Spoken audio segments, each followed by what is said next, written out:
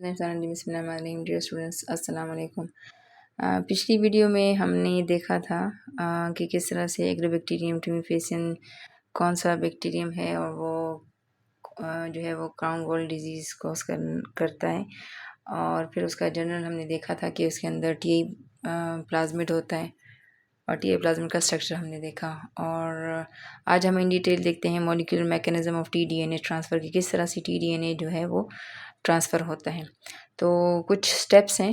First step जो है वो है सिग्नल रिकग्निशन बाय एग्रोबैक्टीरियम, यानी कि जब भी ये डिज़ीज़ कॉज होगी तो हमारे पास जो है सबसे पहले एग्रोबैक्टीरियम जो है वो एक सिग्नल को रिकग्नाइज़ करेगा। वो सिग्नल क्या होगा, यानी कि जो प्लांट है हमारे पास, प्लांट के स्टेम के ऊपर कोई वूंड अगर अकर हो जाए तो उस वूंड से कुछ केमिकल सिक्रीट होते हैं, जैसे कि एसीटोसिरिंजोन और हाइड्रोक्सी एसीटोसिरिंजोन।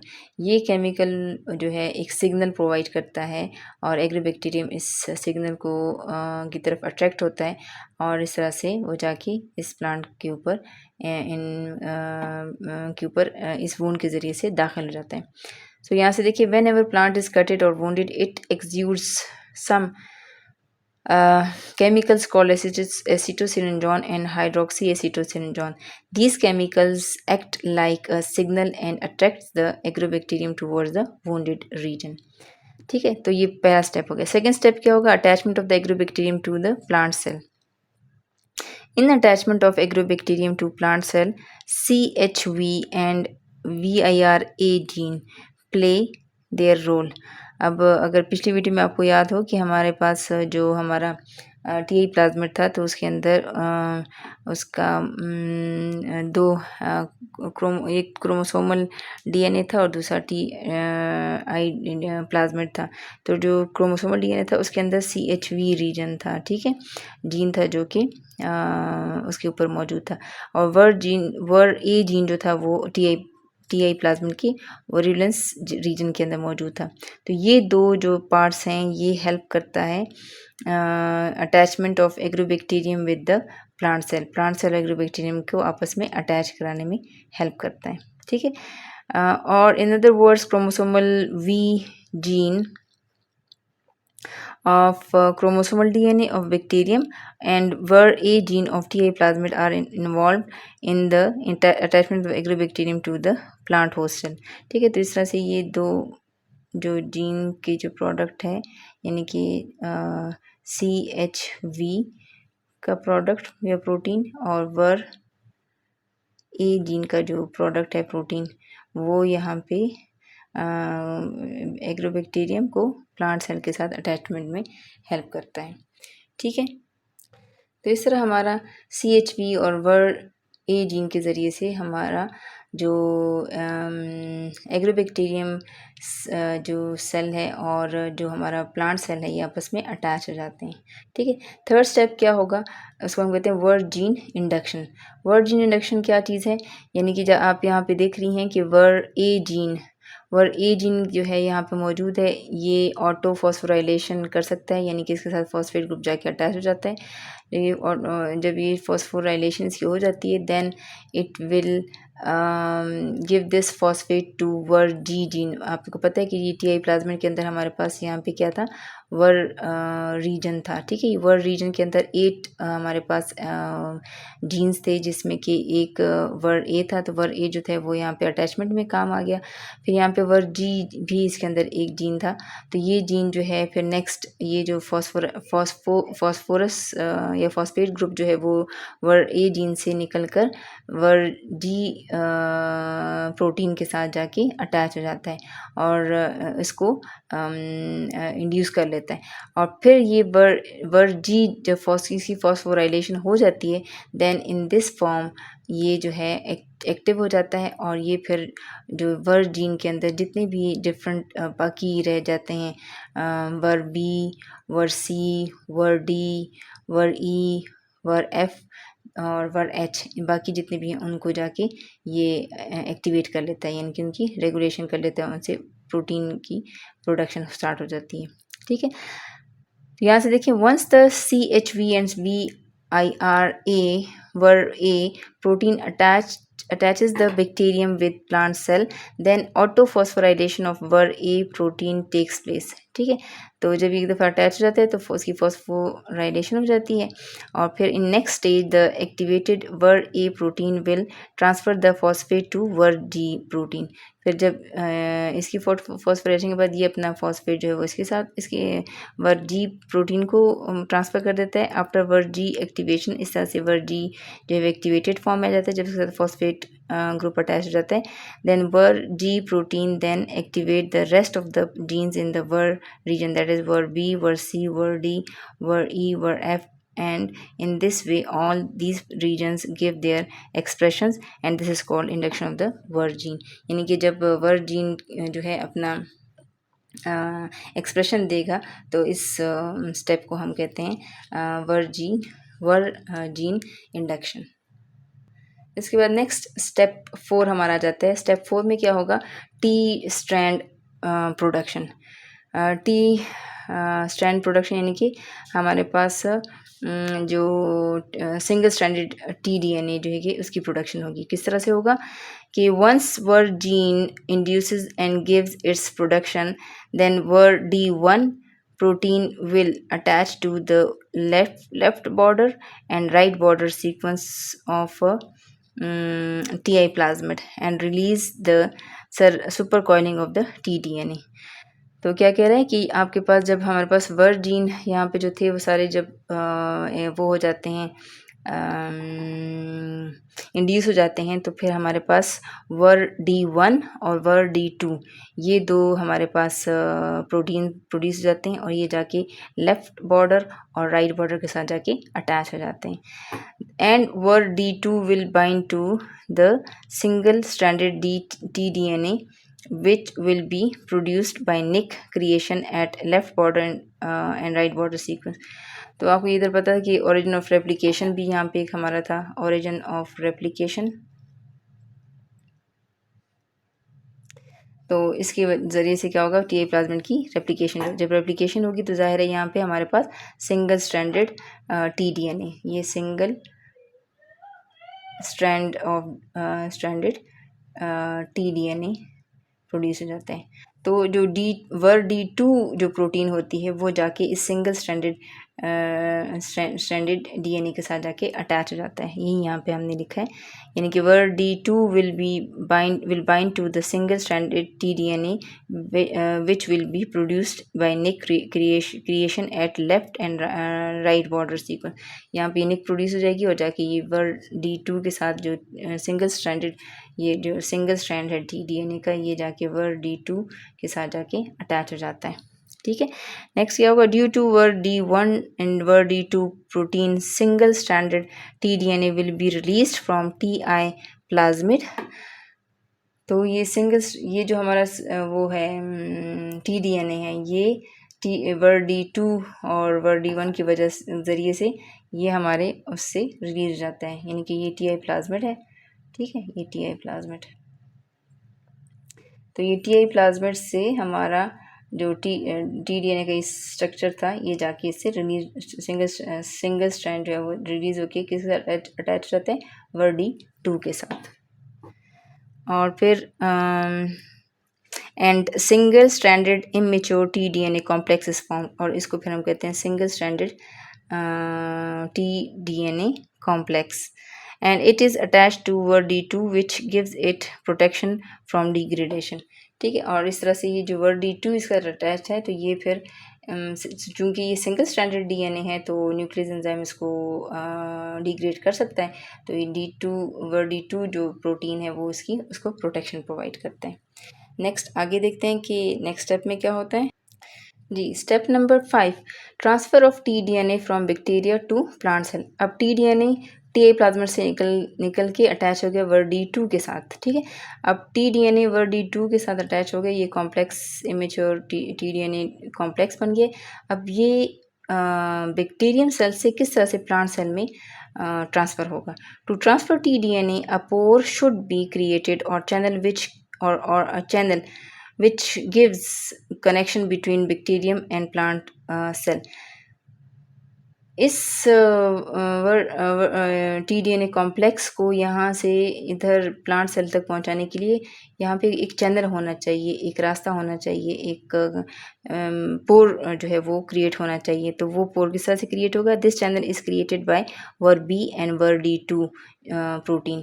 तो VRB जीन जो है वो VRB प्रोटीन प्रोड्यूस करेगा, और VRD जो है वो VRD4 टाइप का एक और प्रोटीन प्रोड्यूस करेगा, और इस तरह से ये जो है हमारे पास ATP सिंथेटेज एक्टिविटी भी इनके अंदर होती है, और इस तरह से ये एक फैसिलिटेट करता है और चैनल प्रोड्यूस कर लेता है बिटवीन द टू सेल्स। और इस चैनल के ज़रिए से फिर हमारा जो ये TDNA कॉम्प्लेक्स है, ये यहाँ से बैक्टीरियम सेल को छोड़ के प्लांट सेल की तरफ चला जाता है। Through the channel, the tDNA can pass. Before passing, the VRE2 will act as single-stranded binding protein, and it will attach to the tDNA single strand, जो कि single strand है, and help in it to save it from degradation. As when once it is in the plant cell, it can be degraded. So VRD2 and VRE2 help tDNA to save it from degradation. अच्छा, again यहाँ पे मज़ीद इसको protection की ज़रूरत होगी। जब ये प्लांट सेल की तरफ जाएगा तो ज़ाहिर है प्लांट सेल के अंदर भी न्यूक्लियस एंजाइम्स हैं, तो यहाँ जाकर भी इसकी डिग्रेडेशन हो सकती है। तो जब ये यहाँ से पास होकर यहाँ पे पहुँचता है, सपोज़ ये यहाँ पे आ गया, ठीक है, ये हमारा TDNA और ये इसका VRD2 इसका अटैच है। तो यहाँ पे जाने से पहले इसके ऊपर सिंगल ये जो इधर हमने लिखे ना VRE2, तो ये VRE2 जाके इसके साथ अटैच हो जाते हैं प्रोटीन्स, और ये सिंगल स्ट्रैंडेड बाइंडिंग प्रोटीन के तौर पर एक्ट करेगा। और जब ये इस फॉर्म में आ जाएगा तो फिर ये यहाँ पे इस चैनल को पास करके प्लांट सेल में चला जाता है, होस्ट सेल में। यहाँ अब ये जो आपका VRD2 protein plus VRE2 protein, ये दोनों जो हैं फिर हमारे TDNA को डिग्रेडेशन से प्रोटेक्शन प्रोवाइड करते हैं। फिर उसके बाद जी अब हमारा ये तो पहुंच गया प्लांट होस्ट सेल के अंदर। नेक्स्ट 6 स्टेप में क्या होगा? Integration of TDNA into plant genome. अब हमारा न्यूक्लियस मौजूद है, ये हमारा प्लांट सेल है, ठीक है, ये क्या है? Plant cell. और प्लांट सेल जो है, प्लांट सेल के अंदर हमारा ये जो DNA है TDNA, ये सिंगल स्ट्रैंडेड पहुंच गया है। अब ये सिंगल स्ट्रैंडेड TDNA जो है वो किस तरह से प्लांट के न्यूक्लियस के अंदर उसके जीनोम, ठीक है, ये न्यूक्लियस है प्लांट का, इसके अंदर ये उसका जीनोम है, क्रोमोसोम है, तो यहाँ पे कैसे जाएगा? तो यहाँ पर अब ये देखें, both VRD2 and VRE2 proteins have nuclear localization signals which serves as pilot proteins to guide the mature tDNA complex to the plant nucleus. तो अब ये मेच्योर फॉर्म में कन्वर्ट हो जाता है जब इसके साथ ये आपका जो VRE2 जब अटैच होता है सिंगल स्ट्रैंडेड बाइंडिंग प्रोटीन। तो अब ये जो हमारा मेच्योर कॉम्प्लेक्स है, ये इसमें ये आपका VRD2 और ये VRE2, ये दोनों क्या हैं? ये हम न्यूक्लियर लोकलाइजेशन सिग्नल्स प्रॉपर्टीज़ के अंदर होती है, और जो कि इसको हेल्प करता है TDNA को कि वो यहाँ से उसको न्यूक्लियस की तरफ लेके जाए, ठीक है। तो इस तरह से वो न्यूक्लियस की तरफ जो है मूव कर देता है। यहाँ पे पहुँच कर वो डबल स्ट्रैंडेड में कन्वर्ट हो जाता है,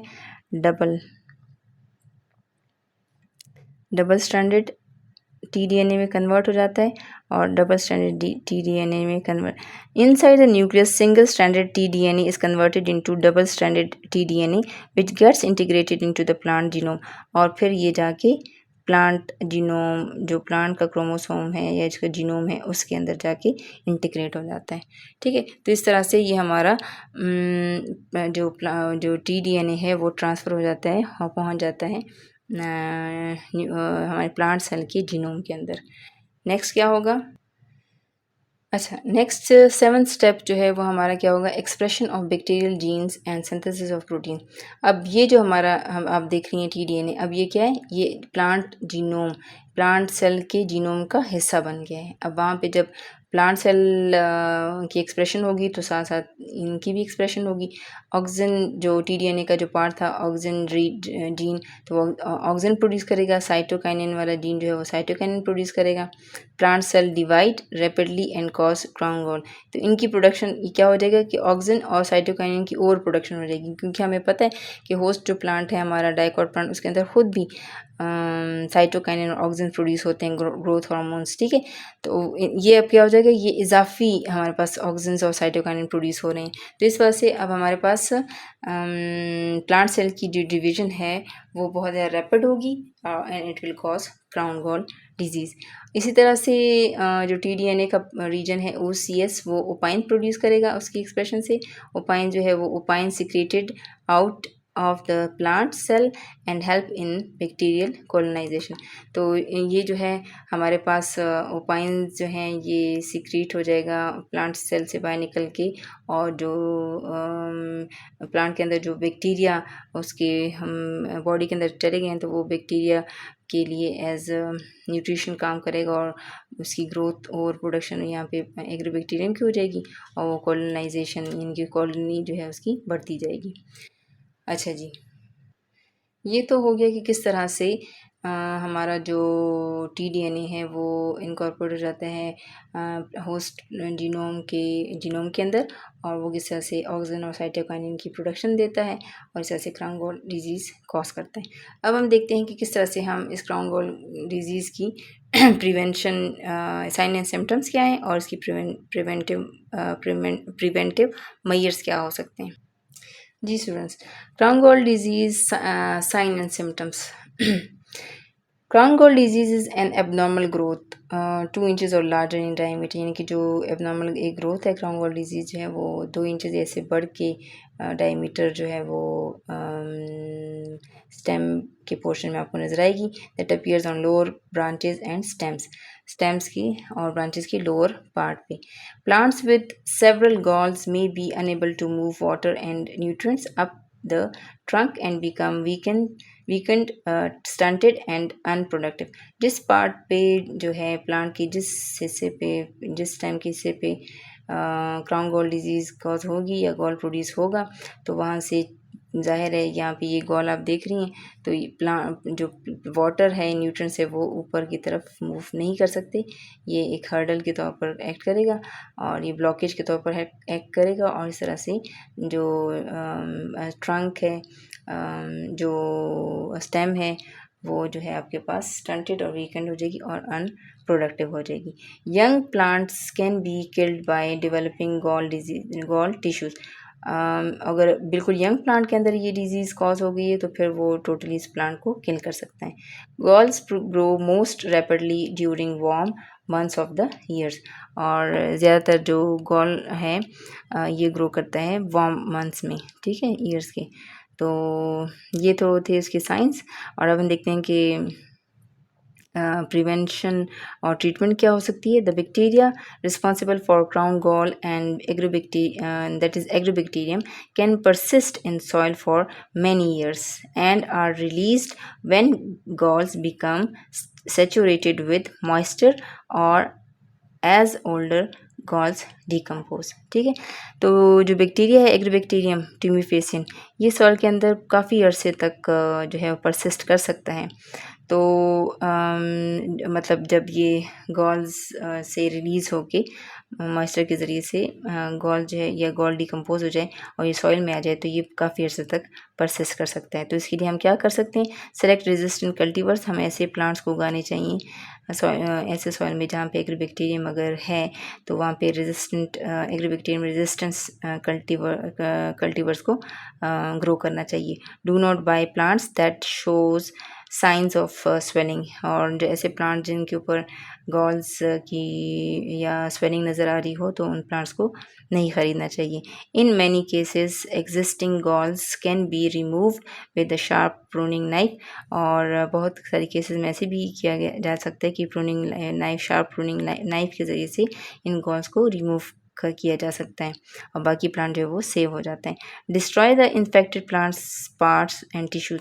फिर जो पार्ट्स और टिश्यूज़ में गॉल है तो ज़ाहिर है वहाँ पे बैक्टीरिया की ग्रोथ है, तो उसको जला देना चाहिए, डिस्ट्रॉय कर देना चाहिए और उस सॉइल से मतलब उस एरिया से, फील्ड से उसको दूर हटा देना चाहिए। Use disinfected farm tools. और जो फार्म टूल्स आप इस्तेमाल कर रही हैं वो भी डिसइंफेक्टेड हो, ये ना हो कि उस पे पहले से ही मतलब टूल्स के ऊपर एग्रोबैक्टीरियम लगा हो और फिर वो वहाँ पे हम उन टूल को इस्तेमाल करेंगे तो फिर वो प्लांट्स को इन्फेक्ट कर सकते हैं। सो स्टूडेंट्स, ये सारा था क्राउन गॉल डिजीज़ के हवाले से। आई होप कि समझ आ गई होगी और इसको गौर से दोबारा बार बार देखिएगा इंशाल्लाह। बहुत आसान है, कोई मुश्किल नहीं है। Thank you so much.